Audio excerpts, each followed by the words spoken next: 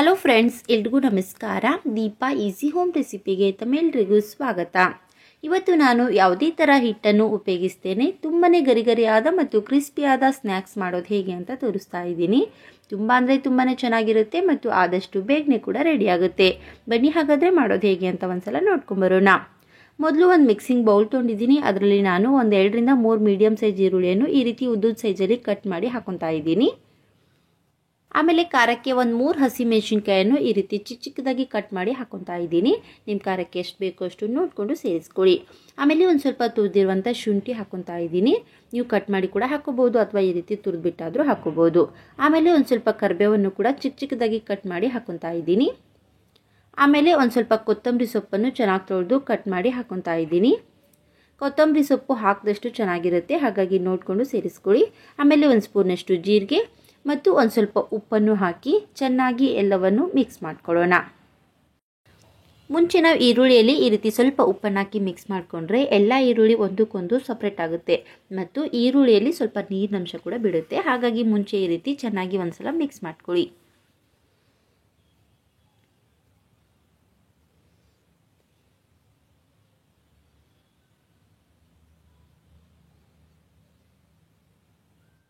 ನೋಡಿ, ಎಲ್ಲವನ್ನು ಈ ರೀತಿ ನೀಟಾಗಿ ಮಿಕ್ಸ್ ಮಾಡಿದ್ಮೇಲೆ ಈಗ ಇದರಲ್ಲಿ 1 ಕಪ್ನಷ್ಟು ರವೆಯನ್ನು ಹಾಕೊತಾ ಇದ್ದೀನಿ. ಚಿರೋಟಿ ರವೆ ಅಥವಾ ಸಣ್ಣ ರವೆ ಅಂತ ನೋಡಿ, ಆ ರವೆ ತೊಗೊಂಡಿದ್ದೀನಿ. ನೀವು ಬೇಕಂದರೆ ಮೀಡಿಯಮ್ ಸೈಜ್ ರವೆಯನ್ನು ಕೂಡ ಉಪಯೋಗಿಸ್ಕೋಬೋದು. ಮೊದಲು ನಾನಿಲ್ಲಿ 1 ಕಪ್ನಷ್ಟು ರವೆನ ಹಾಕ್ಕೊಂಡಿದ್ದೀನಿ. ಮಿಕ್ಸ್ ಮಾಡಿದ್ಮೇಲೆ ಇನ್ನೂ ಸ್ವಲ್ಪ ಬೇಕಂದ್ರೂ ಕೂಡ ಸೇರಿಸ್ಕೋಬೋದು. ಆಮೇಲೆ ಇದರಲ್ಲಿ ಒಂದು ಅರ್ಧ ಸ್ಪೂನ್ನಷ್ಟು ತುಪ್ಪ ಹಾಕೊತಾ ಇದ್ದೀನಿ. ತುಪ್ಪ ಹಾಕೊಳ್ಳೋದ್ರಿಂದ ಟೇಸ್ಟು ತುಂಬ ಚೆನ್ನಾಗಿರುತ್ತೆ ಮತ್ತು ಸೋಡಾ ಹಾಕೋ ಅವಶ್ಯಕತೆ ಇಲ್ಲ. ಆಮೇಲೆ ಇದರಲ್ಲಿ ಎಣ್ಣೆ ಹಾಕೋಬೇಕು. ಹಾಗಾಗಿ ಈ ಕಡೆ ಗ್ಯಾಸ್ ಮೇಲೆ ಒಂದು ಚಿಕ್ಕ ಕಡಾಯಲ್ಲಿ ಒಂದು 2ರಿಂದ 3 ಸ್ಪೂನಷ್ಟು ಎಣ್ಣೆ ಹಾಕಿ ಬಿಸಿ ಮಾಡಲಿಕ್ಕೆ ಇಟ್ಕೊತಾ ಇದ್ದೀನಿ. ಎಣ್ಣೆ ಚೆನ್ನಾಗಿ ಬಿಸಿ ಆದಮೇಲೆ ಇದರಲ್ಲಿ ಸೇರಿಸ್ಕೊಳ್ಳಿ. ಎಣ್ಣೆ ತುಂಬಾ ಬಿಸಿ ಇರೋದ್ರಿಂದ ಮೊದಲು ನಾನು ಈ ರೀತಿ ಸ್ಪೂನಿಂದ ಮಿಕ್ಸ್ ಮಾಡ್ಕೊತಾ ಇದ್ದೀನಿ. ಎಣ್ಣೆಯನ್ನು ಚೆನ್ನಾಗಿ ಬಿಸಿ ಮಾಡಿ ಇದರಲ್ಲಿ ಸೇರಿಸಿದ್ರೆ ಈ ಸ್ನ್ಯಾಕ್ಸು ತುಂಬಾ ಗರಿಗರಿಯಾಗಿ ಕ್ರಿಸ್ಪಿಯಾಗಿ ಬರುತ್ತೆ. ಹಾಗಾಗಿ ನೀವು ಕೂಡ ಎಣ್ಣೆಯನ್ನು ಚೆನ್ನಾಗಿ ಬಿಸಿ ಮಾಡಿ ಇದರಲ್ಲಿ ಸೇರಿಸಿ ಮಿಕ್ಸ್ ಮಾಡ್ಕೊಳ್ಳಿ. ಸ್ಪೂನಿಂದ ಸ್ವಲ್ಪ ಮಿಕ್ಸ್ ಮಾಡಿದ್ಮೇಲೆ ಕೈಯಿಂದ ಕಲಿಸ್ಕೊತಾ ಇದ್ದೀನಿ. ಈ ರೀತಿ ಮಿಕ್ಸ್ ಮಾಡಿದ್ಮೇಲೆ ಸ್ವಲ್ಪ ಈರುಳ್ಳಿ ಕ್ವಾಂಟಿಟಿ ಜಾಸ್ತಿ ಅನ್ನಿಸ್ತಾ ಇದೆ. ಹಾಗಾಗಿ ನಾನು ಇದರಲ್ಲಿ ಇನ್ನೂ ಒಂದು ಅರ್ಧ ಕಪ್ನಷ್ಟು ರವೆನ ಹಾಕಿ ಮಿಕ್ಸ್ ಮಾಡ್ಕೊತಾ ಇದ್ದೀನಿ. ಈ ಸ್ನ್ಯಾಕ್ಸ್ಗೆ ಸ್ವಲ್ಪ ಈರುಳ್ಳಿ ಜಾಸ್ತಿನೇ ಹಾಕೋಬೇಕು, ಅಂದ್ರೇ ಟೇಸ್ಟು ಚೆನ್ನಾಗಿರುತ್ತೆ. ಈ ರೀತಿ ರವೆ ಕ್ವಾಂಟಿಟಿ ಸ್ವಲ್ಪ ಕಡಿಮೆ ಆಗಿ ಈರುಳ್ಳಿ ಕ್ವಾಂಟಿಟಿ ಜಾಸ್ತಿ ಅನಿಸಿದ್ರೆ ಇನ್ನೂ ಸ್ವಲ್ಪ ರವೆ ಹಾಕಿ ಕೂಡ ನೀವು ಮಿಕ್ಸ್ ಮಾಡ್ಕೋಬಹುದು. ನೋಡಿ, ಎಲ್ಲವನ್ನು ಚೆನ್ನಾಗಿ ಮಿಕ್ಸ್ ಮಾಡ್ಕೊಂಡಿದ್ದೀನಿ. ಆದರೆ ಇದರಲ್ಲಿ ಯಾವುದೇ ಕಾರಣಕ್ಕೂ ನೀರು ಸೇರಿಸ್ಕೊಂಡಿಲ್ಲ. ನೋಡಿ, ಈ ರೀತಿ ಮಿಕ್ಸ್ ಮಾಡಿದ್ಮೇಲೆ ಇದರಲ್ಲಿ ನೀರು ಸೇರಿಸ್ಕೋಬಾರ್ದು, ಅದ್ರ ಬದಲಾಗಿ ಮೊಸರು ಸೇರಿಸ್ಕೋಬೇಕು. ನಾನಿಲ್ಲಿ ಯಾವ ಕಪ್ಪಿಂದ ರವೆ ಅಳತೆ ಮಾಡಿದ್ದೆ ನೋಡಿ, ಅದೇ ಕಪ್ಪಿಂದ 1 ಕಪ್ನಷ್ಟು ಗಟ್ಟಿಯಾದಂಥ ಹುಳಿ ಮೊಸರು ಹಾಕ್ಕೊಂಡಿದ್ದೀನಿ. ಇದಕ್ಕೆ ನೀವು ಒಂದು ಸ್ವಲ್ಪ ಹುಳಿ ಇರುವಂಥ ಮೊಸರನ್ನೇ ಹಾಕ್ಕೊಳ್ಳಿ, ಟೇಸ್ಟು ಚೆನ್ನಾಗಿರುತ್ತೆ. ಆಮೇಲೆ ಇದರಲ್ಲಿ ಇನ್ನೂ ಸ್ವಲ್ಪ ಉಪ್ಪನ್ನು ಹಾಕಿ ಮಿಕ್ಸ್ ಮಾಡ್ಕೊತಾ ಇದ್ದೀನಿ. ಮುಂಚೆ ಈರುಳ್ಳಿ ಮಿಕ್ಸ್ ಮಾಡುವಾಗ ಕೂಡ ಒಂದು ಸ್ವಲ್ಪ ಉಪ್ಪು ಸೇರಿಸಿದ್ದೆ, ಹಾಗಾಗಿ ನೋಡಿಕೊಂಡು ನೀವು ಉಪ್ಪನ್ನು ಸೇರಿಸ್ಕೊಳ್ಳಿ. ಈ ರೀತಿ ಮಿಕ್ಸ್ ಮಾಡುವಾಗ ಮೊಸರು ಏನಾದರೂ ಕಡಿಮೆ ಅನಿಸಿದ್ರೆ ಇನ್ನೂ ಸ್ವಲ್ಪ ಮೊಸರನ್ನು ಹಾಕಿ ಕೂಡ ನೀವು ಮಿಕ್ಸ್ ಮಾಡ್ಕೋಬೋದು.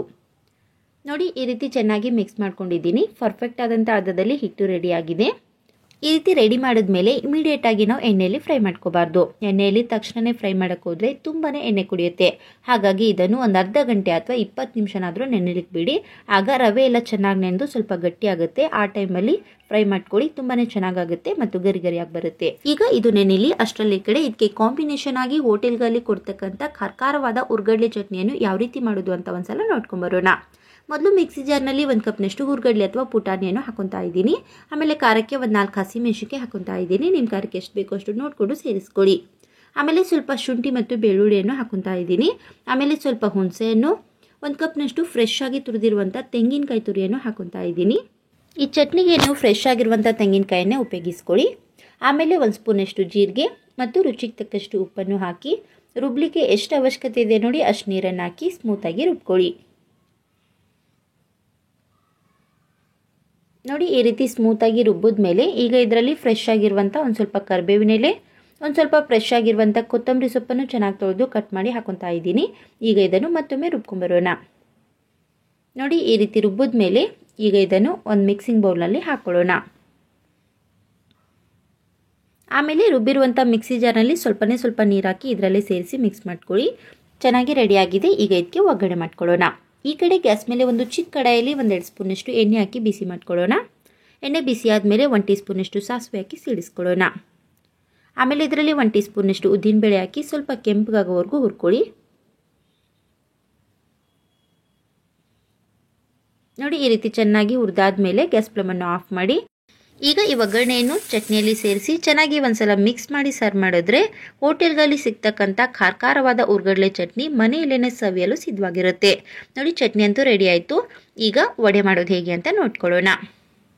ಒಂದು ಅರ್ಧ ಗಂಟೆಗಿಂತ ಮುಂಚೆನೇ ಕಲಸಿ ನೆನೆಸ್ಲಿಕ್ಕೆ ಇಟ್ಟಿದ್ದೇವೆ. ನೋಡಿ, ಒಂದು ಅರ್ಧ ಗಂಟೆ ಆದಮೇಲೆ ರವೆ ಎಲ್ಲ ಚೆನ್ನಾಗಿ ನೆಂದು ಗಟ್ಟಿಯಾಗಿದೆ, ಕಾಣ್ತಾ ಇರ್ಬೋದು ನಿಮಗಿಲ್ಲಿ. ಈಗ ಪರ್ಫೆಕ್ಟ್ ಆದಂಥ ಹದದಲ್ಲಿ ಹಿಟ್ಟು ರೆಡಿಯಾಗಿದೆ.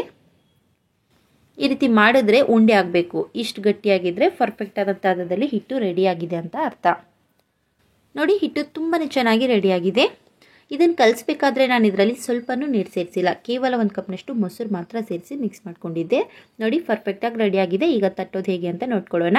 ಇದನ್ನು ತಟ್ಟೋಕ್ಕಿಂತ ಮುಂಚೆ ಈ ಕಡೆ ಗ್ಯಾಸ್ ಮೇಲೆ ಎಣ್ಣೆ ಬಿಸಿ ಮಾಡಿ ಇಟ್ಕೊಳ್ಳಿ.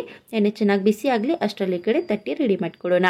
ನಾನು ವಡೆ ತಟ್ಟಲಿಕ್ಕೆ ಈ ರೀತಿ ಒಂದು ಕವರ್ ತೊಗೊಂಡಿದ್ದೀನಿ. ನೀವು ಈ ರೀತಿ ಪ್ಲಾಸ್ಟಿಕ್ ಕವರ್ ಆದರೂ ತೊಗೋಬೋದು, ಅಥವಾ ಬಾಳೆ ಎಲಾದರೂ ತೊಗೋಬೋದು, ಅಥವಾ ಎಣ್ಣೆ ಪಾಕೆಟ್ ಮೇಲಾದರೂ ತಟ್ಕೋಬೋದು. ಈಗ ಈ ಕವರ್ಗೆ ಒಂದು ಸ್ವಲ್ಪ ನೀರನ್ನು ಹಚ್ಚಿ ಸವರ್ಕೊಳ್ಳಿ. ಈ ರೀತಿ ನೀರು ಹಚ್ಕೊಳ್ಳೋದ್ರಿಂದ ಕೆಳಗಡೆ ಇಟ್ಟು ಎಲ್ಲೂ ಅಂಟ್ಕೊಳ್ಳೋದಿಲ್ಲ. ಆಮೇಲೆ ಕೈಗೂ ಕೂಡ ಸ್ವಲ್ಪ ನೀರನ್ನು ಹಚ್ಕೊಂಡು ನಿಮಗೆ ವಡೆ ಯಾವ ಸೈಜಲ್ಲಿ ಬೇಕೋ ಅಷ್ಟು ಹಿಟ್ಟನ್ನು ತೊಗೊಂಡು ಈ ರೀತಿ ಒಂದು ಉಂಡೆ ಮಾಡ್ಕೊಳ್ಳಿ. ನಾನು ಹೋಟೆಲ್ಗಳಲ್ಲಿ ಯಾವ ಸೈಜಲ್ಲಿ ಇರುತ್ತಲ್ವ ಅದೇ ಸೈಜಲ್ಲಿ ಮಾಡಿ ತೋರಿಸ್ತಾ ಇದ್ದೀನಿ. ನೋಡಿ, ಈ ರೀತಿ ಹಿಟ್ಟು ತೊಗೊಂಡಾದ್ಮೇಲೆ ಕವರ್ ಮೇಲೆ ಇಟ್ಟು ಈ ರೀತಿ ನೀಟಾಗಿ ತಟ್ಕೊಳ್ಳಿ. ನೆನಪಿರಲಿ, ತಟ್ಟಬೇಕಾದ್ರೆ ಎಡ್ಜಸ್ಸನ್ನು ಮಾತ್ರ ತೆಳ್ಳಗೆ ಮಾಡ್ಕೋಬೇಕು. ಮಧ್ಯದಲ್ಲಿ ಸ್ವಲ್ಪ ದಪ್ಪನೇ ಇರಬೇಕು, ಅಂದ್ರೇ ಚೆನ್ನಾಗಾಗುತ್ತೆ. ನೋಡಿ, ತುಂಬ ಚೆನ್ನಾಗಿ ರೆಡಿಯಾಗಿದೆ. ಇಷ್ಟು ದೊಡ್ಡದಾಗಿ ತಟ್ಕೊಂಡಿದ್ದೀನಿ. ಈಗ ಫ್ರೈ ಮಾಡೋದು ಹೇಗೆ ಅಂತ ನೋಡ್ಕೊಳ್ಳೋಣ. ಮೊದಲು ಎಣ್ಣೆ ಬಿಸಿಯಾಗಿದೆ ಇಲ್ವಂತ ಚೆಕ್ ಮಾಡ್ಕೋಬೇಕು. ಸ್ವಲ್ಪ ಹಿಟ್ಟು ಹಾಕಿ ನೋಡಿದಾಗ ಈ ರೀತಿ ತಕ್ಷಣ ಮೇಲೆ ಬಂದರೆ ಎಣ್ಣೆ ತುಂಬ ಚೆನ್ನಾಗಿ ಬಿಸಿಯಾಗಿದೆ ಅಂತ ಅರ್ಥ. ಮೊದಲು ನೀವು ಎಣ್ಣೆಯಲ್ಲಿ ಹಾಕಬೇಕಾದ್ರೆ ಎಣ್ಣೆ ಚೆನ್ನಾಗಿ ಬಿಸಿಯಾಗಿರಬೇಕು. ನೋಡಿ, ಎಣ್ಣೆ ಚೆನ್ನಾಗಿ ಬಿಸಿ ಆದಮೇಲೆ ಈ ರೀತಿ ತಟ್ಟಿಟ್ಕೊಂಡಿರೋದನ್ನು ಕವರಿಂದ ನೀಟಾಗಿ ತೆಗೆದುಬಿಟ್ಟು ಎಣ್ಣೆಯಲ್ಲಿ ನಿಧಾನವಾಗಿ ಬಿಡೋಣ. ನೆನಪಿರಲಿ, ಎಣ್ಣೆಯಲ್ಲಿ ಬಿಡಬೇಕಾದ್ರೆ ತುಂಬ ಹುಷಾರಾಗಿ ಬಿಡಬೇಕು, ಯಾಕೆಂದರೆ ಎಣ್ಣೆ ತುಂಬಾ ಬಿಸಿಯಾಗಿರುತ್ತೆ. ಈ ರೀತಿ ಎಣ್ಣೆಯಲ್ಲಿ ಬಿಟ್ಟಾದಮೇಲೆ ತಕ್ಷಣ ನೀವು ತಿರ್ಗಿಸಕ್ಕೆ ಹೋಗಬೇಡಿ. ಈ ರೀತಿ ಚೆನ್ನಾಗಿ ಒಂದು ಕಡೆ ಬೆಂದು ಮೇಲ್ಗಡೆ ಬರುತ್ತೆ ನೋಡಿ, ಆ ಟೈಮಲ್ಲಿ ತಿರುಗಿಸ್ಕೊಳ್ಳಿ.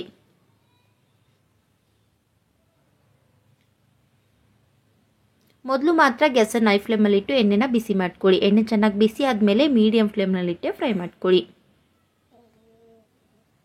ನೋಡಿ, ಇದೇ ರೀತಿ ಎರಡು ಕಡೆಗೂ ತಿರುಗಿಸ್ಕೊಂಡು ಚೆನ್ನಾಗಿ ಸ್ವಲ್ಪ ಕ್ರಿಸ್ಪಿ ಆಗೋವರೆಗೂ ಮತ್ತು ಕಲರ್ ಚೇಂಜ್ ಆಗೋವರೆಗೂ ಫ್ರೈ ಮಾಡ್ಕೋಬೇಕು. ತುಂಬ ಹೊತ್ತು ಎಣ್ಣೆಯಲ್ಲಿ ಹಾಗೆ ಬಿಡಕ್ಕೆ ಹೋಗಬೇಡಿ, ಯಾಕೆಂದರೆ ಇದರಲ್ಲಿ ಈರುಳ್ಳಿ ಹಾಕಿರೋದ್ರಿಂದ ಬೇಗನೆ ಸೀದೋಗಿಬಿಡುತ್ತೆ. ಈ ರೀತಿ ಸ್ವಲ್ಪ ಕಲರ್ ಚೇಂಜ್ ಆಗೋವರೆಗೂ ಫ್ರೈ ಮಾಡ್ಕೊಂಡ್ಮೇಲೆ ಇಮಿಡಿಯೇಟಾಗಿ ನೀವು ಹೊರಗಡೆ ತಗೊಳ್ಳಿ. ನೋಡಿ, ಪರ್ಫೆಕ್ಟ್ ಆದಂಥ ಕಲರಲ್ಲಿ ವಡೆ ಈಗ ರೆಡಿಯಾಗಿದೆ. ಈಗ ಇದನ್ನು ಟಿಶ್ಯೂ ಪೇಪರ್ ಮೇಲೆ ಹಾಕೊಳ್ಳೋಣ. ಇದೇ ರೀತಿ ಇನ್ನೊಂದನ್ನು ಕೂಡ ಫ್ರೈ ಮಾಡಿ ತೋರಿಸ್ತೀನಿ ನಿಮಗಿಲ್ಲಿ. ಮೊದಲು ಎಣ್ಣೆಯಲ್ಲಿ ಒಂದು ಫ್ರೈ ಆಗ್ತಾ ಇರಬೇಕಾದ್ರೇ ಮತ್ತೊಂದನ್ನು ತಟ್ಟಿಟ್ಕೋಬೇಕು. ಈ ರೀತಿ ನಿಮ್ಗೆ ಎಷ್ಟು ಬೇಕೋ ಇಷ್ಟು ಹಿಟ್ಟನ್ನು ತೊಗೊಂಡು ನಿಮ್ಗೆ ಯಾವ ಸೈಜಲ್ಲಿ ಬೇಕೋ ಆ ಸೈಜಲ್ಲಿ ತಟ್ಟಿ ರೆಡಿ ಮಾಡಿ ಇಟ್ಕೊಂಡ್ರೆ ಒಂದು ಫ್ರೈ ಆದಮೇಲೆ ಮತ್ತೊಂದನ್ನು ಸೇರಿಸ್ಕೋಬೋದು. ಒಂದೇ ಸಲಕ್ಕೆ ನೀವು ಎರಡೆರಡು ಹಾಕಿ ಕೂಡ ಫ್ರೈ ಮಾಡ್ಕೋಬೋದು. ಆದರೆ ಎರಡನ್ನು ನೀವು ಒಟ್ಟಿಗೆ ಸೇರಿಸ್ಕೋಬೇಡಿ. ಒಟ್ಟಿಗೆ ಸೇರಿಸಿ ಫ್ರೈ ಮಾಡಿದ್ರೆ ಒಂದಕ್ಕೊಂದು ಅಂಟ್ಕೊಳ್ಳುತ್ತೆ. ಹಾಗಾಗಿ ಮೊದಲನೇದು ಒಂದು ಕಡೆ ಒಂದು ಸ್ವಲ್ಪ ಫ್ರೈ ಆದಮೇಲೆ ಮತ್ತೊಂದು ಸೇರಿಸಿ ಎರಡನ್ನು ನೀಟಾಗಿ ಫ್ರೈ ಮಾಡ್ಕೊಳ್ಳಿ. ಅಥವಾ ಒಂದೊಂದಾಗಾದರೂ ಈ ರೀತಿ ಫ್ರೈ ಮಾಡ್ಕೋಬೋದು. ಇದೇ ರೀತಿ ನಿಮ್ಗೆ ಎಷ್ಟು ಬೇಕೋ ಅಷ್ಟು ವಡೆಗಳನ್ನು ತಟ್ಟಿ ಫ್ರೈ ಮಾಡಿ ರೆಡಿ ಮಾಡ್ಕೊಳ್ಳಿ. ನಾನಿವತ್ತು ಈ ವಡೆ ಜೊತೆಗೆ ಸೂಪರ್ ಕಾಂಬಿನೇಷನ್ ಆಗಿ ಹೋಟೆಲ್ಗಳಲ್ಲಿ ಕೊಡ್ತಕ್ಕಂಥ ಹುರ್ಗಡ್ಲೆ ಚಟ್ನಿ ಜೊತೆಗೇ ಸರ್ವ್ ಮಾಡ್ಕೊತಾ ಇದ್ದೀನಿ. ನೀವು ಹುರ್ಗಡ್ಲೆ ಚಟ್ನಿ, ಕಾಯಿ ಚಟ್ನಿ, ಕೆಂಪು ಚಟ್ನಿ ಅಥವಾ ಟೊಮೆಟೊ ಕೆಚಪ್ ಯಾವುದ್ರ ಜೊತೆನಾದರೂ ಸರ್ವ್ ಮಾಡ್ಕೋಬೋದು. ತುಂಬ ಅಂದರೆ ತುಂಬಾ ರುಚಿಯಾಗಿರುತ್ತೆ.